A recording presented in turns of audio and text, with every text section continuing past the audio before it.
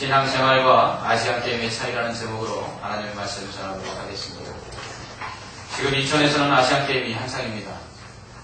19일에 시작한 아시안게임은 10월 4일에 마치게 됩니다. 어제까지 금메달 35개, 은메달 42개, 동메달 40개로 모두 117개의 메달을 획득한 가운데 중국에 이어 우리나라가 2위를 달리고 있습니다. 메달을 따기 위해 수고한 선수들이 그렇게 원하던 메달을 획득하는 모습을 보면서 자랑스럽기도 하고 또 기쁘기도 하고 참 그러한 감격이 제 안에도 있었습니다. 하지만 우리를 안타깝게 만드는 선수들도 있었습니다. 그동안의 수고와 또 땀이 결실을 맺지 못하고 메달 획득에 실패하는 선수들을 볼 때마다 얼마나 마음이 안타깝던지요. 그런 선수 중에 가장 우리의 마음을 안타깝게 한 선수는 누가 뭐래도 수영의 박태환 선수일 것입니다. 얼마나 금메달을 따기를 바랬습니까? 하지만 이번 대회에서 박태환 선수는 7개 종목에 출전했지만 1개의 금메달도 따지 못했습니다. 그래도 자유형 100m에서 은메달 1개, 자유형 200m와 400m, 계형 400m와 800m, 공개형 400m에서 각각 동메달을 획득해서 혼자서 무려 6개의 메달을 획득했습니다. 이로써 박태환 선수는 과거 2차례 도하와 광주 그리고 이번 인천 아시안게임까지 모두 합해서 금 6개, 은 4개, 동 10개로 모두 20개의 메달을 획득했습니다. 이로써 한국 선수 중에 아시안게임 사상 최다 메달 획득 신기록을 세우게 됐습니다. 한국 수영은 이번 대회에서 박태환 선수가 딴 메달 6개를 포함해 모두 8개의 메달을 획득했습니다. 참으로 박태환 선수 대단한 일을 해냈고 참 위대한 선수라는 생각을 해보게 됩니다. 금메달을 따지 못해 본인도 그를 지켜보는 모든 국민도 아쉽지만 그러나 그는 참으로 훌륭한 선수였음에 누구도 이론의 여지를 반론을 제기하는 사람은 없을 것입니다. 박태환 선수가 간발의 차로 은메달을 차지했을 때 그런 생각이 들었어요. 좀 어떻게 해서라도 1등을 하면 안 될까 그런 생각이 들었습니다. 그러나 그럴 수 없습니다. 만약 그랬다면 1등으로 들어왔다 해도 금메달을 따지 못했을 것입니다. 왜냐하면 규칙대로 경기해야 하기 때문입니다. 규칙에 입각해서 법대로 경기해야만 등수에 따라 메달을 받을 수가 있습니다. 아무렇게나 해서는 절대로 상을 받을 수 없습니다. 법대로, 규정대로, 규칙대로 경기하지 않으면 승리해도 승리한 것이 아니기 때문입니다. 그런 면에서 신앙생활도 운동경기와 같습니다. 신앙생활도 법대로 해야 합니다. 이때 신앙생활에 따라야 될 법은 하나님의 말씀을 의미합니다. 하나님의 말씀은 경기 규칙과 같습니다. 절대로 어겨서는 안 되는 것이죠. 규칙대로 경기해야만 점수로 인정받을 수 있고 상을 받을 수 있듯이 하나님의 말씀에 순종할 때에만 우리의 신앙생활도 하나님께 인정받을 수 있는 것입니다. 하나님의 말씀에 순종치 않는 성공은 그러므로 성공이 아닙니다. 규정대로 성공하지 않으면 점수를 딸 수 없는 것처럼 말씀대로 이루지 않은 성공, 말씀대로 이루지 않은 승리는 절대로 성공과 승리가 될 수 없습니다. 사울왕이 그랬습니다. 사울왕은 아말렉과 전쟁에서 승리합니다. 그는 승리의 그 기쁨에 돌취하여서 전리품들을 앞세우고 당당하게 개선하였습니다. 돌아오는 길에 자신의 이름을 기리는 승전기를 세우기까지 했습니다. 그러나 이렇게 당당하게 개선가를 부르며 길갈로 들어오고 있는 이 사울왕을 못마땅한 표정으로 바라보는 사람이 있었습니다. 그는 바로 사무엘 선지자였습니다. 그는 전리품을 앞세우고 당당하게 들어오는 이 다윗왕을 바라보고 이렇게 이야기했습니다. 왕이여, 지금 내 귀에 들리는 이 짐승의 소리는 무엇입니까? 그러자 사울왕은 백성들이 하나님께 제사하기 위하여 가장 좋은 것들을 지금 가져온 것입니다 라고 이야기합니다. 그러자 사무엘은 이렇게 하나님께 제사하기 위하여 좋은 것을 가져온다라고 말하고 있는 사울왕을 향해 이렇게 말합니다. 어제 저녁 하나님께서 내게 말씀하신 것을 왕에게 말하겠나이다. 하나님께서 왕을 임금으로 세우신 것을 후회하신다고 말씀하셨습니다. 하나님께서 아말렉 족속을 진멸하라 하실 때에는 하나도 남기지 말라는 것이었습니다. 그러나 왕은 좋은 것을 탈취하는 것에만 급급하여서 하나님의 말씀을 버렸습니다. 하나님의 말씀을 버린 왕을 하나님도 버리셨습니다. 왕이여, 하나님께서 원하시는 것은 순종이지 제사가 아닙니다. 순종 없는 제사를 하나님은 기뻐하지 아니하십니다. 이렇게 이야기합니다. 그렇습니다. 하나님은 우리가 승리하고 성공하는 것보다 하나님의 말씀에 순종하는 것을 더 좋아하십니다. 하나님은 우리가 순종 없이 드리는 제사를 기뻐하지 않습니다. 곧 순종 없이 드리는 예배를 하나님은 기뻐하지 않는다라는 것입니다. 이처럼 하나님의 말씀대로 행하지 않는 승리, 하나님의 말씀대로 행하지 않아서 얻은 성공, 하나님의 말씀대로 순종하지 않고 드리는 예배는 하나님의 기쁨이 될 수가 없습니다. 왜냐하면 규정대로 하지 않았기 때문에 인정받을 수 없는 것입니다. 운동 경기에 있어서 최고의 정신은 페어플레이입니다. 공명하고 정대하게 법대로 규정대로 경기하는 것이 스포츠맨의 기본 정신입니다. 신앙생활도 마찬가지입니다. 신앙생활도 운동 경기와 같이 페어플레이가 중요합니다. 하나님의 말씀대로, 하나님이 정하신 뜻대로, 하나님이 원하시는 대로 옳고 바르게 행해야 하는 것입니다. 바울은 신앙생활하는 성도를 운동선수에 비유합니다. 그러므로 신앙생활은 아시안게임과 유사합니다. 먼저 신앙생활이나 운동경기나 모두 법대로 해야 하죠. 경기하는 선수들을 보십시오.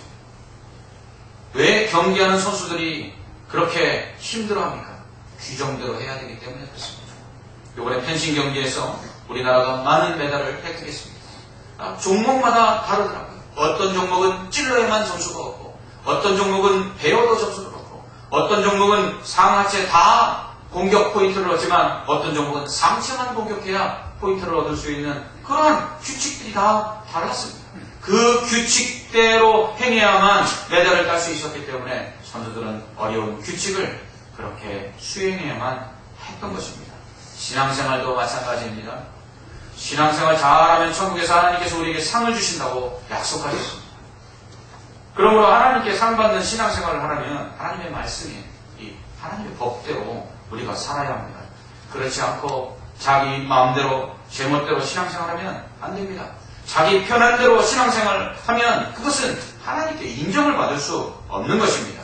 이처럼 정해진 법대로 경기해야 한다는 면에서 아시안게임에 참가한 운동선수들이나 신앙생활을 하는 성도 모두에게 별 차이가 없습니다.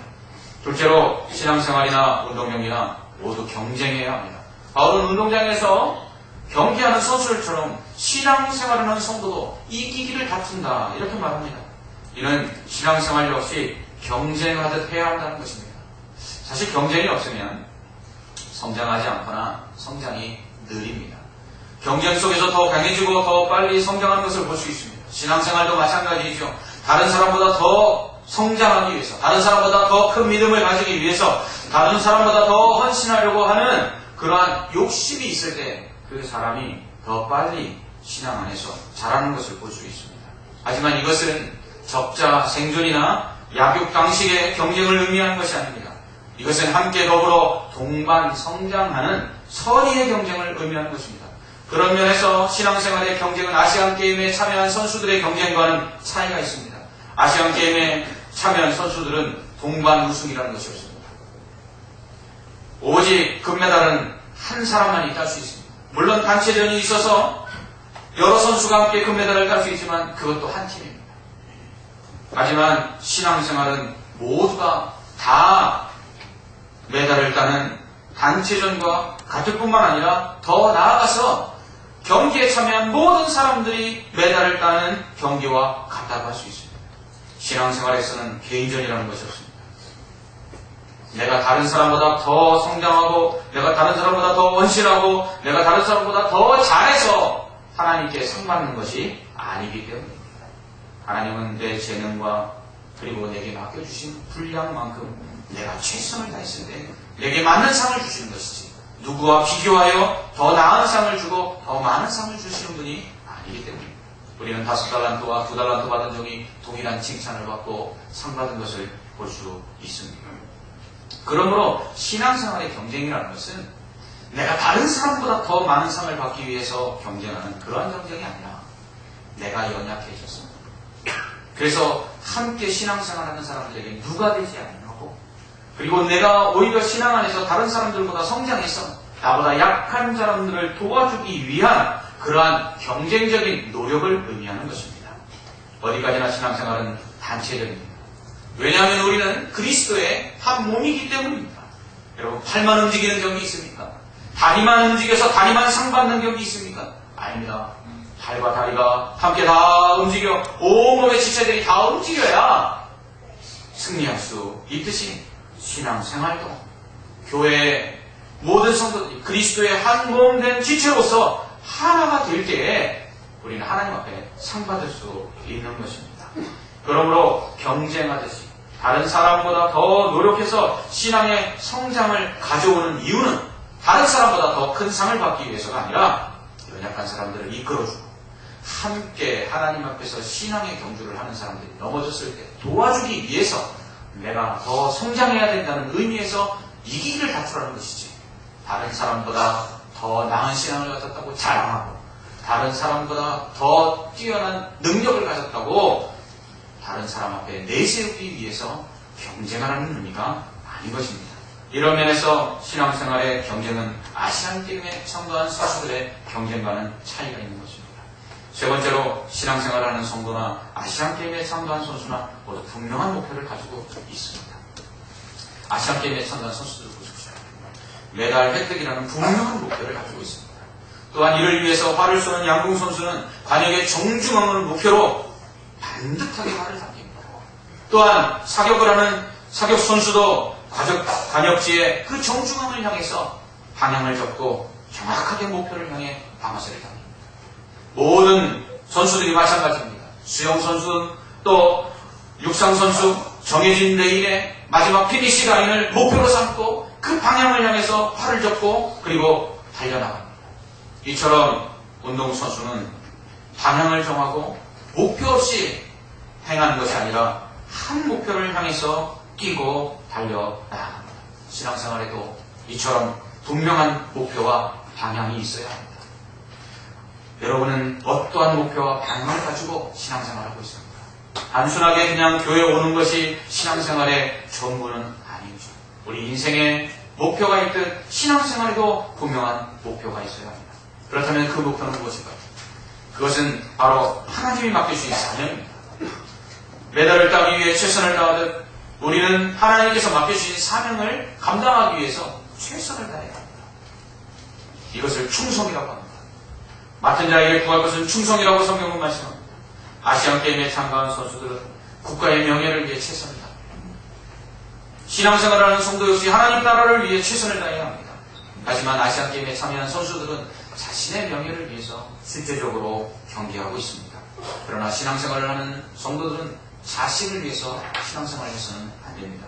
오직 하나님의 영광을 위해서, 그리고 주님을 위해서, 그리고 함께 신앙생활하는 성도들을 위해서 신앙생활해야 합니다. 이것이 바로 신앙생활의 목표가 되어야 합니다. 마태복음 25장에서 천국 가는 사람과 지옥 가는 사람들을 양과 염소에 예수님은 비유하십니다. 이때 천국에 들어가는 양에 해당하는 의인들을 향해서 예수님 칭찬하십니다. 그러면서 그들에게 뭐라고 말씀하시죠?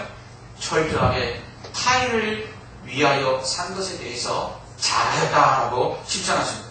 가난하여 먹을 것이 없는 사람에게 먹을 것을 주고, 마실 것이 없는 사람에게 마실 것을 주고, 입을 것이 없는 사람에게 입을 것을 주고, 병든 자를 돌아보고 갇힌 자를 돌아본 철저하게 타인을 위하여 산 그 삶에 대해서 예수님은 천국에 들어갈 만한 믿음이라고 칭찬하시는 것을 볼 수 있습니다. 이처럼 신앙생활의 목표는 자신이 아닌 철저하게 다른 사람을 위한 삶이어야 합니다. 하나님을 사랑하듯 이웃을 사랑하는 것이 하나님께서 우리에게 주신 최고의 법입니다. 인생에 있어서 법대로 경기해야 되는 우리에게 있어서 우리가 지켜야 될 최고의 법이 무엇입니까? 그것은 하나님을 사랑하고 그리고 이웃을 사랑하는 것입니다.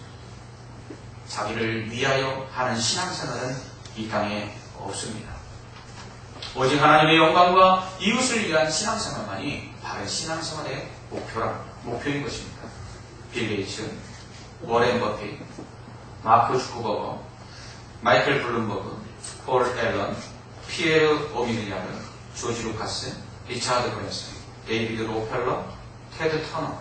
이상 10명의 사람들 이름 중 몇 명의 사람들은 여러분이 이미 들어본 적이 있는 이름들일 것입니다. 빌 게이츠는 마이크로소프트사의 CEO입니다. 전 세계 컴퓨터의 90% 이상이 마이크로소프트사의 윈도우 시리즈를 운영체제로 사용하고 있습니다.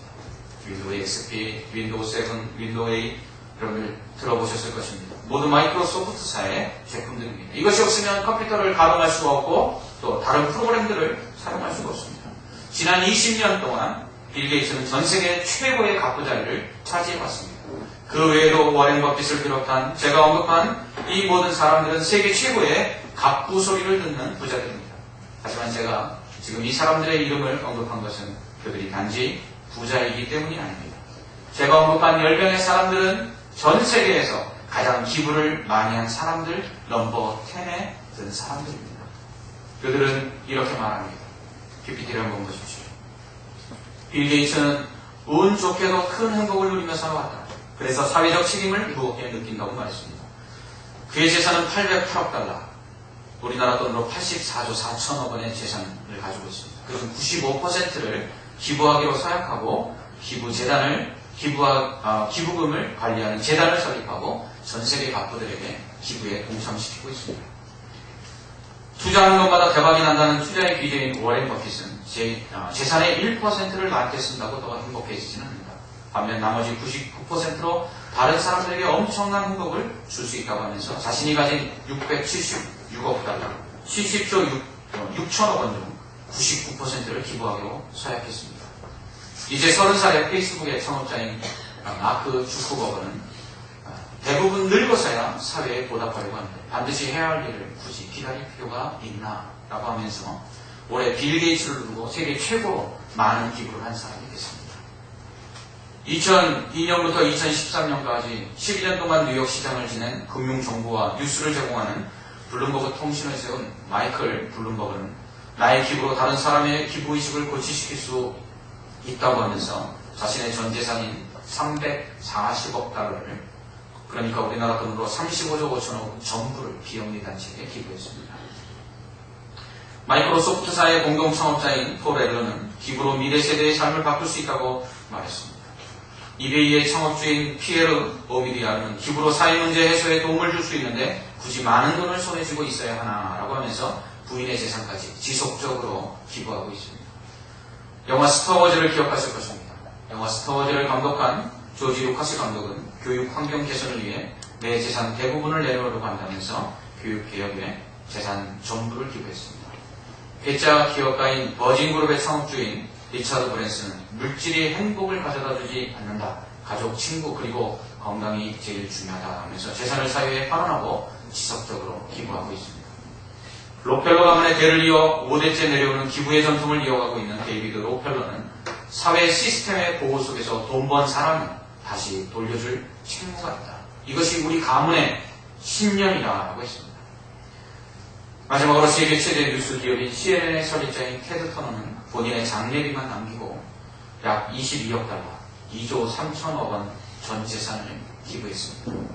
그는 가장 도움이 절실한 곳에 손을 내밀라고 하신 아버지에게 감사한다. 그 말씀이 나의 기부의식을 일깨워줬다라고 말했습니다. 세상에 이런 사람들이 있기에 아직까지 희망이 있다라는 생각을 해봅니다. 우리의 삶의 목표는 무엇입니까? 나 자신을 위해서 무엇을 먹고 마시느냐, 그것을 위해서 사는 것이 우리 인생의 전부는 아닌지 모르겠습니다. 우리는 이들처럼 다른 사람을 위해 사는 삶을 인생의 목표로, 또 신앙의 목표로 삼아야 합니다. 그리스도께서 이 땅에 오셔서 하신 일은 자신의 모든 것을 우리를 위해 내어주신 것입니다. 하늘의 영광, 하나님의 아들의 주의, 그리고 생명마저도 그분은 다 우리를 위해 아낌없이 내어주셨습니다. 그리고 우리도 그렇게 살기를 원하고 계십니다. 예수 그리스도를 본받아 그리스도의 제자로 산다는 것은 나누고 섬기는 삶을 살기로 결단하는 곳에서 시작되는 것입니다. 이것이 바로 성도의 신앙의 목표이어야 합니다. 나 자신이 아닌 다른 사람을 위해 사는 삶. 이것이 신앙의 다른 목표입니다. 이것은 교회 안에서든지 밖에서든지 언제든지 행해야 될 삶의 목표인 것입니다. 신앙생활은 교회에 나오는 것이 전부가 아닙니다. 신앙생활이란 믿음을 가지고 이 땅에 살아가면서 우리가 행하는 삶 전부를 의미합니다. 군인 신분으로 행하는 모든 것이 군대 생활입니다. 영내에 있건 영외에 있건 군인의 신분을 가지고 하는 모든 삶은 다 군생활이듯이 신앙인으로서 신앙을 가지고 신앙인이라는 신분으로서 행하는 우리의 모든 삶 전체는 다 신앙생활인 것입니다. 우리가 세상에 나가 말을 할 때 사람들은 우리의 말을 듣고 우리의 신앙을 점검합니다. 어떻게 예수 믿는 사람들이 그런 말을 할 수 있느냐? 우리의 말도 신앙생활인 것입니다.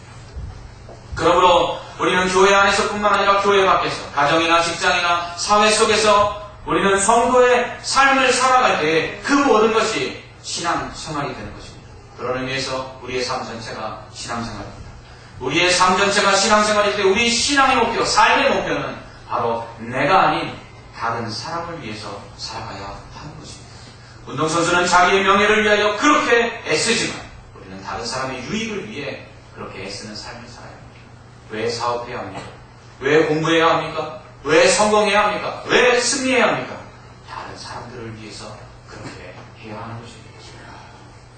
네 번째로 운동선수나 신앙생활하는 성도나 모두 절제해야 합니다. 바울은 자신의 몸을 쳐서 복종시켜야 한다고 말합니다. 운동선수들이 승리하기 위해서 얼마나 피나는 노력들을 합니까? 그러면서 절제합니다. 체중 조절을 위해서 음식을 절제하고 그리고 잠을 조절하고 그리고 훈련을 기울이지 않습니다. 자신을 철저하게 복종시키죠. 왜냐하면 그렇게 하지 아니하면 경기에 막대한 지장을 초래하기 때문입니다. 언제나 운동선수들은 자기 자신이 가장 큰 적이라고 말합니다. 신앙생활도 마찬가지입니다. 나 자신이 얼마나 큰 나의 적입니까? 사도 바울은 말합니다. 우리는 늘 육체의 소욕과 싸우고 있다. 우리 안에서 육체의 소욕과 성령의 소욕이 싸우고 있는데 이것이 영적 전쟁이라고 말합니다. 그러나 번번이 육체의 소욕에 져서 성령의 소욕을 뚫지 못하여 범죄한다고 그런 말합니다. 그러므로 내 속에 있는 이 썩어진 구습을 쫓는 이 옛사람이 죽어야 된다고 그런 말합니다. 성령으로 새롭게 거듭나서 새 사람으로 태어나야 된다고 말합니다. 바울은 나는 죽고 오직 그리스도만이 살아야 된다라고 갈라디아서 2장 20절에서 고백합니다. 이처럼 우리가 신앙생활이 있어서 승리하려면 절제가 필요합니다. 우리의 운동선수들은 경기에서 승리하기 위해서 육체의 절제를 하죠. 철저하게 육체를 단련합니다. 그래서 더 강인하게 만듭니다. 물론 정신적인 훈련도 하지만 육체적인 훈련이 먼저입니다. 하지만 신앙생활은 우리의 속사람이 단련되는 것이 먼저입니다. 우리 영이 더욱 강화되는 것이 먼저입니다. 믿음이 강해져야 되고 성령 충만해서 우리의 속사람이 강해져야만 영적인 전쟁에서 승리할 수 있는 것입니다.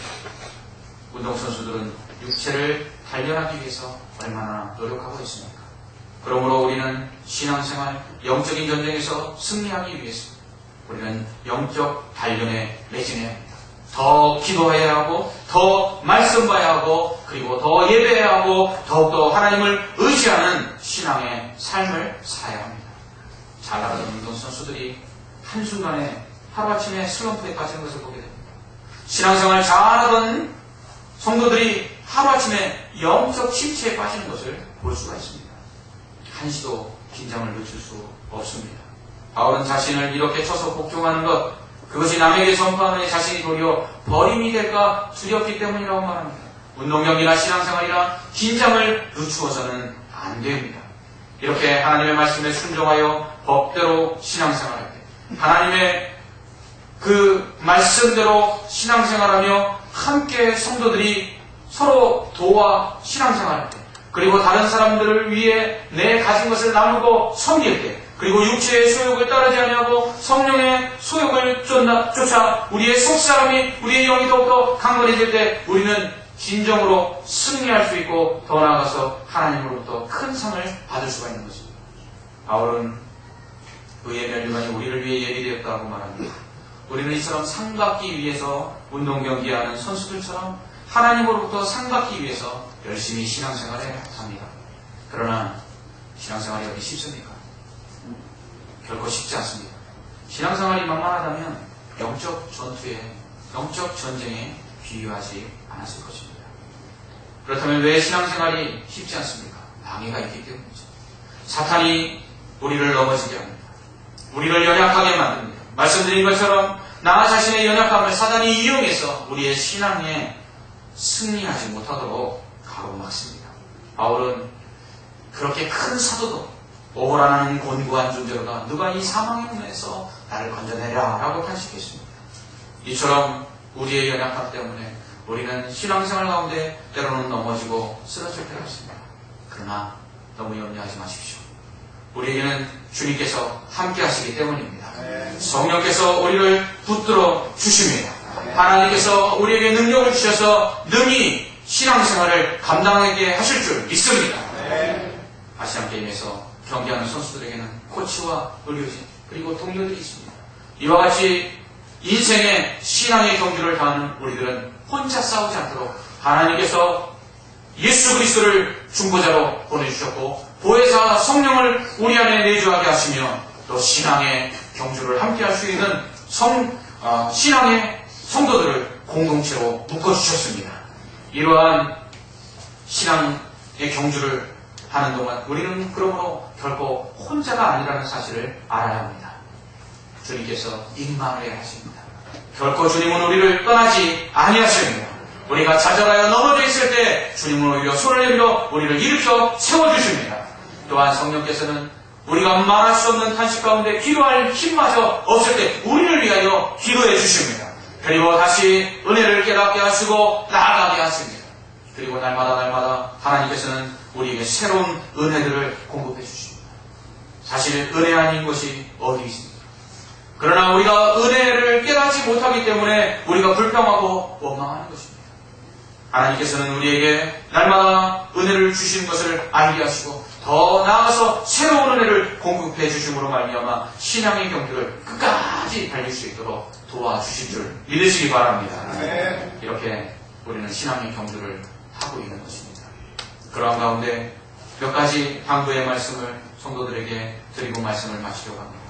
먼저는 신앙의 경주는 시간이 정해져 있는 것이 아니라는 사실입니다. 신앙의 경주는 아시안게임에 참여한 선수들처럼 얼마나 빨리 그 거리를 달려야 하는가에 달려있는 경주와 다르다는 사실입니다. 우리는 신앙의 경주가 마라톤과 같이 길다는 것을 알아야 합니다. 때로는 험한 길로도 가야 하고 때로는 길이 없는 것처럼 보이는 길로도 가야 할 때가 있다는 사실입니다. 그러나 불평하지 마십시오. 두려워하지 마십시오. 돌아가는 것도 결코 돌아가는 것이 아니기 때문입니다. 미군에서 군목을 하고 있는 선배가 비행기를 타고 쿠웨이트에서 독일로 그리고 볼티모어에서 다시 시카고로 그리고 콜롬비아를 거쳐 부대로 돌아가면서 생겨난 일을 얘기해 줬습니다. 돌아오는 길에 비행기 안에서 철모를 잃어버리기도 했고 또 그렇게 돌고 돌아 부대에 도착해서 집으로 가려고 주차해 놓은 차에 시동을 걸었더니 차에 배터리가 방전돼서 시동이 걸리지 않았습니다. 하는 수 없이 사무실에 들어가 잠을 자려고 배낭을 열었더니 배낭 안에 넣어뒀던 기침약이 터져서 결국은 배낭 안이 난장판이 됐습니다. 아끼던 티셔츠가 그 안에 있었는데 기침약이 묻어서 시뻘겋게 물들었습니다. 자정 늦은 시간에 티셔츠를 빨기 위해 세면장으로 가면서 하나님, 내가 이토록 수고하고 병사들을 위로하고 이제 집으로 돌아가려고 하는데 왜 이렇게 하나님 평탄한 길을 주시지 않습니까? 라는 생각이 들어 마음에 안타까움을 가지고 엘리베이터를 눌렀는데 엘리베이터 안에서 한 병사가 나오더라는 것입니다. 그래서 왜 이 늦은 시간에 앉아야 했더니 왜 부모님은 안 주무십니까? 그러면서 자기와 이야기를 좀 나누자고 하더랍니다. 그리고서는 그 병사와 이야기를 나누었습니다. 이야기는 어느덧 새벽 2시까지 이어졌습니다. 병사는 20년 결혼 생활이 위기에 처했다고 말합니다. 아내는 이혼을 요구하고 있는데 자기는 이혼하고 싶지 않다는 것입니다. 어떻게 해야 되겠냐고. 그러한 병사를 위로해주고 그리고 함께 기도했습니다. 기도가 끝나자 그 병사의 그 눈이 반짝반짝 빛나며 소망이 넘쳐나는 것을 볼 수 있었습니다. 그리고는 그 병사가 오히려 군목인 이 선배 목사님의 손을 잡고 격려하더라는 것입니다. 자신의 23년 군생활 가운데 만난 최고의 군목이라고 격려하고 칭찬하고 위로하면서 오히려 하나님께서 목사님을 통해서 이 군대 가운데 크신 일을 이루실 것입니다 라고 그렇게 위로하더라는 것입니다. 사실 이 성대 목사님을 지금 중동 지역을 일주일에 한 번꼴로 그렇게 비행기를 타고 수십 시간씩 날아가서 병사들을 위로하고 다시 미국으로 돌아오고 다시 중동으로 가고 하는 일들을 계속해서 반복하고 있습니다. 많은 병사들을 위로하지만 사실은 이 목사님이 위로받아야 될 사람입니다. 사모님이 10여 년 동안 암 투병 중에 계십니다. 경제적으로 병원비를 댈 수가 없어서 그래서 미군 부대에 군목으로 지원해서 입대한 것입니다. 또한 작년에는 사랑하는 아버지와 동생을 1년 동안 한 번에 하나님께 다 보내드리는 그러한 슬픔을 겪었습니다. 사실 위로할 수 있는 사람이 아니라 위로받아야 될 사람이 지금 전쟁터를 오고 가며 위로하고 있는 것입니다. 그런데 하나님께서는 그를 그렇게 철모를 잃어버리게 하시고, 그리고 배터리가 방전되어서 차에 시동이 걸리지 않아서 사무실에서 자게 하시고, 그리고 사무실에서 자면서 또 기침약병이 터져서 배낭이 엉망이 되어 그 늦은 자정에 잠도 못 자고 빨래를 하게 만드셨습니다. 그런데 그 이유가 무엇이었습니까? 가정이 위기에 놓인 병사를 위로하기 위해서였습니다. 또한 그 병사를 통해서 위로하기에 지쳐있는 이 목사님을 위로하시기 위해서 안 그렇게 하신 것입니다. 인생에 돌아가는 일은 없습니다. 그것도 다 하나님께서 우리에게 필요하셔서 돌아가게 하시는 하나님의 섭리와 은혜라는 사실을 기억하시기 바랍니다. 방황하고 계십니까? 낙심하여 넘어져 계십니까? 그러한 가운데 갈 길을 몰라 헤매고 계십니까? 두려워하지 마십시오. 돌아가십시오. 길이 아닌 것처럼 보일지라도 그곳에서 하나님께서 함께 하십니다. 그리고 우리가 그곳에 있기를 원하시는 그 뜻을 이루실 줄 믿습니다. 또한 항상 달릴 수만은 없습니다. 넘어질 때도 있습니다. 그래도 괜찮습니다. 다시 일어날 수 있기 때문입니다. 주께서 일으켜 세워 주실 것입니다. 주님은 우리가 넘어졌다고 나무라지 않으십니다. 넘어지기에 좀 쉬십시오. 충전의 기회로 삼으십시오. 그렇다고 너무 오래 주저앉아 있지는 마십시오. 다시 일어나고 싶지 않은 마음이 들 때까지 넘어져 있어서는 안 됩니다. 넘어지는 것이 문제가 아닙니다. 다시 일어나지 않는 것이 문제일 뿐입니다. 넘어지거든 후를 털고 일어나십시오. 주님의 손을 잡고 벌떡 일어나십시오. 주님께서 또 함께 달려주실 것입니다. 마지막으로 무엇보다도 다른 길로 가십시오. 남들은 인생의 지름길처럼 보이는 길을 갈 때가 있습니다. 거짓과 속임수로도 성공하면 된다라고 하는 것이 세상의 가르침입니다. 사람들은 그 길로 가면서 그 길이 옳다라고 말합니다. 그러나 주님이 원하시지 않으면 절대로 그 길로 가서는 안 됩니다. 주님은 말씀하십니다. 내가 곧 길이요 진리요 생명이니 나로 말미암지 않고는 아버지께로 올 자가 없다. 우리 주님이 원하시는 길로만 달려가야 합니다. 선수가 트랙을 벗어나면 상 받을 수 없듯이 우리가 주님이 원하시는 그 길로 가지 않으면 우리는 주님 앞에 실격할 수밖에 없습니다. 사울왕이 그랬던 것입니다. 그러므로 하나님의 말씀이 가라는 곳까지 가십시오. 하나님의 말씀이 서라는 곳에서 멈춰 서십시오. 그러면 상 받을 것입니다. 오늘도 인생의 경주와 같이 피곤하고 고단한 그런 신앙생활을 감당하고 있는 성도 여러분, 하나님 앞에 서는 날까지 우리의 경주는 계속되어야 합니다. 낙심하지 마시고 좌절하지 마시고 끝까지 달려가십시오. 하나님의 말씀대로 성도들과 함께 손을 잡고 그리스도의 도우심을 구하며 그 은혜 가운데 강하여져서 끝까지 달리십시오.